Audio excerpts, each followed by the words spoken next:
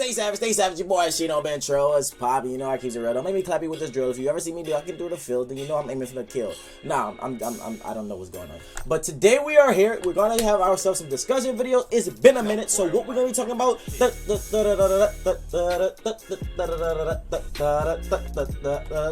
Alright, so shall I get to the point?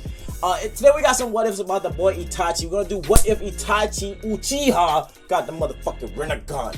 Bro, what if he had the Rinnegan? If Itachi had the motherfucking Rinnegan, this shit might just get weird. So if you guys are excited about today's episode, make sure you hit that like button. If you're new to the channel, subscribe for daily content. Now, these are discussions, so I want to know what you gotta say. What's your endpoints? What's your hypothetical scenario if Itachi did get the Rinnegan? So let me know how you feel about it. So let's get into the details, folks. Let's get it. Whipping all this dope up in the trap house. We fuck all you bitches at the trap house. I can't trust you, I can't give you real address. I can't trust you, I can't give you real address. It don't mean that be like Jerry Stacker.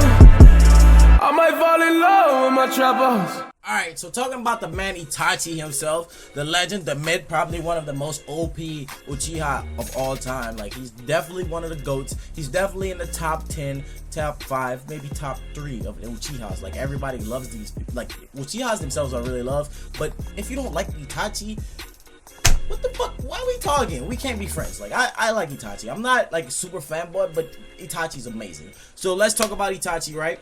Itachi was a prestigious Uchiha. You know, he's a prodigy at an early age. This man did all type of shit growing up. This man became Anbu Black Ops. Like, at the age of 13, he was leader of his own unit. He's worked alongside with Kakashi. You know, he even worked alongside Yamato. They talked about it. There's a lot of different things Itachi did do. Like, Itachi was a motherfucking beast. Like, Itachi himself is probably stronger than most of the Leaf 11. Like, you know what I'm saying? There's like a bunch of people, but he's definitely outclassing them in terms of strength, genjutsu, technique, tacticalness, all that. If you think about Shikamaru, how like he's a tactician, and then you put like his abilities with a Uchiha, you pretty much get Itachi. That's probably like the best comparison in terms of how tactical Itachi really is. Now, if we look at Itachi growing up, he was raised under Fugaku. He was brother to Sasuke Uchiha, who had like, you know, this brother complex. I don't know what other way to say it. A lot of people always want to say, you know, why Sasuke always going after Itachi? Oh, he wanted to get power, he wanted to get revenge. This man had a brother complex. Like, regardless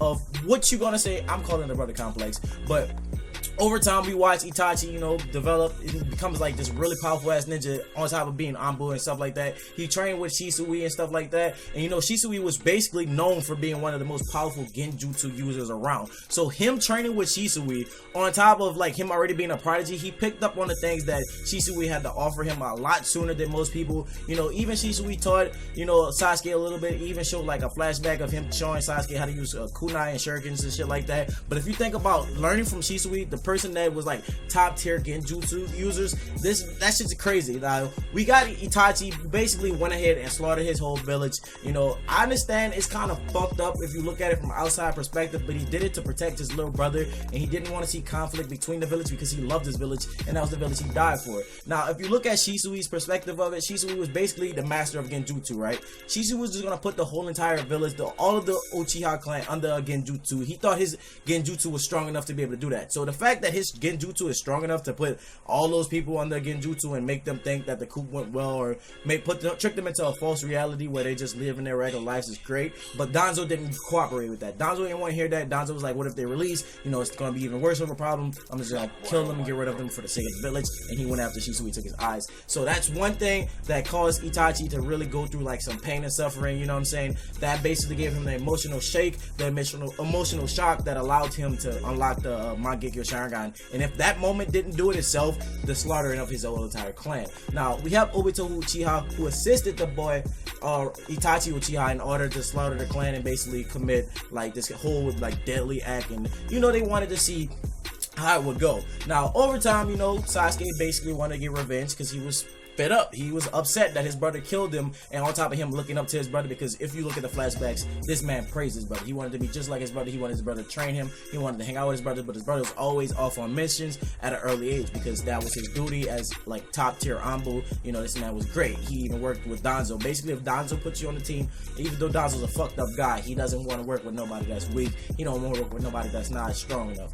You know, so basically we have like all that going on, and like just think about how it went when Itachi and Sasuke got into a fight. Itachi and Sasuke, they had a critical fight. Like the fight was good, but at the same time, Itachi was holding back. Itachi had a sickness. Like if you think about if Itachi didn't have that sickness and he was fighting Sasuke at full potential, he would really slaughter this man. Like towards the end of the fight, we saw the Susanoo come through. Like all he had to do was go Susanoo in the beginning. Like I understand my man, you know, got fucking Kirin and stuff like that. Sasuke is strong. He's definitely a master in Kenjutsu, you know, fireball technique, even lightning release. You know, he's really strong. But if you think about the stuff that we knew that Itachi knew, you got Yosaka beads, you got fucking Susanoo's in the beginning, you got Matarasu, you could even trap you in a Genjutsu, which we saw him do to Kakashi. And the fucked up part about it, Kakashi had a fucking Sharingan. Like he had, I mean, it wasn't as strong. They even say if you have both the Sharingans, is that his purest form is strongest when they have two of them together. But he had one. Just the fact that he was able to trap him in that world and fuck over him in like a mini infinite Tsukuyomi, that shit's crazy. Like we could have saw him do that to Sasuke. You know, we could saw anything because at this point Sasuke had the Mind Gekyo Sharingan, but he didn't have like the motherfucking he didn't have it like Itachi had it. He didn't have it to the abilities of trapping you and getting jutsu. He didn't know the extent of his power. You know, he learned from Orochimaru. He went to get a curse mark in order to be strong. But this man Itachi didn't have to do all that. Itachi accessed all that power through his own self-will. He knew that Obito was fucked up, so he already knew Obito was Obito, which he went by Tobi or called himself Madara.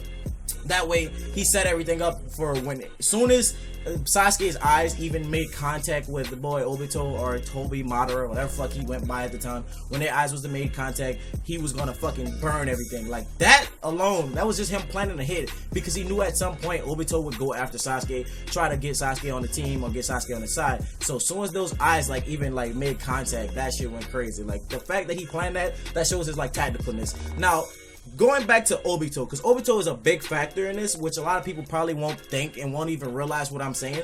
If you think about it, Obito met Itachi. I understand, you know, Obito got with Nagato and stuff like that in order to form the Akatsuki and stuff like that, and basically go through that whole ordeal. But even if he didn't give Nagato the Rinnegan, Nagato would still been a viable asset by him being a Uzumaki, having Uzumaki lineage. You know, he has a lot of chakra reserves. He's very strong. You know, they live for a really long time. The vitality is like ridiculous. On top of like, you know, chakra reserves are enough or like ridiculous. Like if he would have mastered Shadow Clone just like Naruto, he would have had the same amount of Shadow Clones as Naruto. Naruto just kind of got boosted by having Ashura's chakra, by being an Uzumaki, on top of having a Tail Beast. So that made Naruto like his 3 times, you know, like he was on some extra shit. So that could mean like a whole different thing. So what if Obito would have gave the boy Itachi the motherfucking Rinnegan instead of Nagato? Like we can still have Nagato on the team. You know, he's still a viable asset just to his Uzumaki lineage, and he can still be the leader. What if he would have gave the Rinnegan to Itachi?